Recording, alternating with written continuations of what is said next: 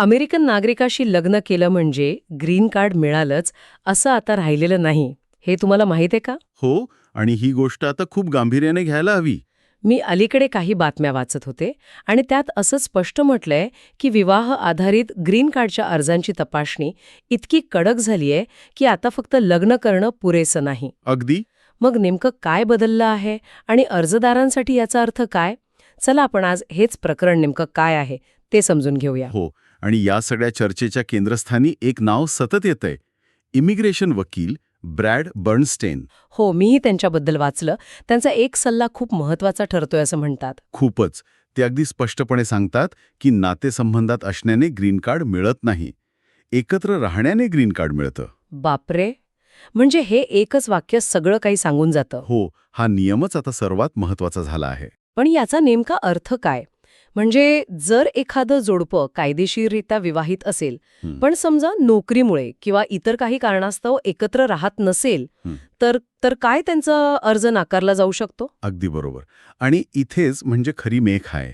अच्छा. इमिग्रेशन अधिकाऱ्यांना खात्री करायची असते की हे लग्न केवळ ग्रीन कार्डसाठी केलेलं नाही, तर ते बोनाफाईड आहे, म्हणजे खरंखुरं आहे.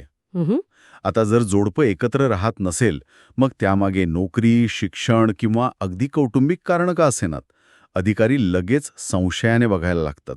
म्हणजे थेट फसवणुकीची चौकशी सुरू होऊ शकते. हो, आणि मग अर्ज थेट नाकारला जाण्याची शक्यता खूप जास्त वाढते. बॉर्नस्टाईन तर असंही म्हणतात की अधिकारी इतर कशाकडेच लक्ष देत नाहीत, जणू काही त्यांच्या डोळ्यांवर झापडं बांधलेली आहेत. हो, आणि त्यांना फक्त एकच गोष्ट दिसते. की तुम्ही एकत्र राहता की नाही. अगदी. म्हणजे मग संयुक्त बँक खाती, एकत्र काढलेले फोटो किंवा मित्रमैत्रिणींच्या साक्षी याला काहीच किंमत नाही का? वकिलांच्या अहमनुसार या सगळ्या गोष्टी दुय्यम ठरतात. गंमत म्हणजे USCIS, जी अमेरिकेची इमिग्रेशन हाताळणारी संस्था आहे, त्यांच्या नियमानुसार त्यांनी संपूर्ण नात्याचा म्हणजे टोटॅलिटी ऑफ द रिलेशनशिपचा विचार करायला हवा. पण ते तसं करत नाहीत. प्रत्यक्षात एकत्र न राहणं ही त्यांच्यासाठी एक मोठी धोक्याची घंटा असते, एक मोठा रेड फ्लॅग, ज्याकडे ते दुर्लक्ष करू शकत नाहीत. ठीक आहे, एकत्र राहणं महत्वाचं आहे हे कळलं. पण समजा एखाद्या जोडप्यापैकी एकाला नोकरीसाठी किंवा उच्च शिक्षणासाठी तात्पुरतं दुसऱ्या शहरात राहावं लागत असेल तर? हाच तर कळीचा मुद्दा आहे. अशा खऱ्या प्रकरणांचा काय? त्यांनाही सरसकट संशयाच्या नजरेनेच पाहिलं जातं का? हो, अशा जोडप्यांना त्यांचं नातं खरं आहे हे सिद्ध करण्यासाठी प्रचंड मेहनत घ्यावी लागते. त्यांना खूप पुरावे सादर करावे लागतात.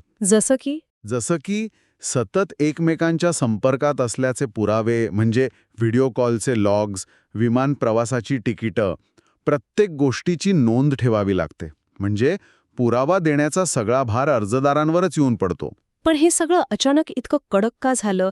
यामागे काही मोठं धोरणात्मक कारण आहे का? नक्कीच. हा बदल काही एका रात्रीत झालेला नाहीये. अच्छा. हे अमेरिकेच्या बदलत्या इमिग्रेशन धोरणाचं एक लक्षण आहे.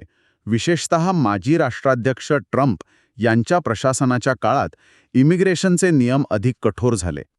आठवते. त्याच काळात डायव्हर्सिटी व्हिसा लॉटरीसारखे कार्यक्रम स्थगित करण्याच्या हालचाली सुरू झाल्या. त्यामुळे कायदेशीर मार्गांवर जास्त दबाव आला आणि अधिकारी विवाह आधारित अर्जांकडे अधिक संशयाने पाहू लागले. म्हणजे ही वाढलेली छाननी त्याच मोठ्या बदलाचा एक भाग आहे. बरोबर. तर या सगळ्या चर्चेतून एक गोष्ट अगदी स्पष्ट होतीये.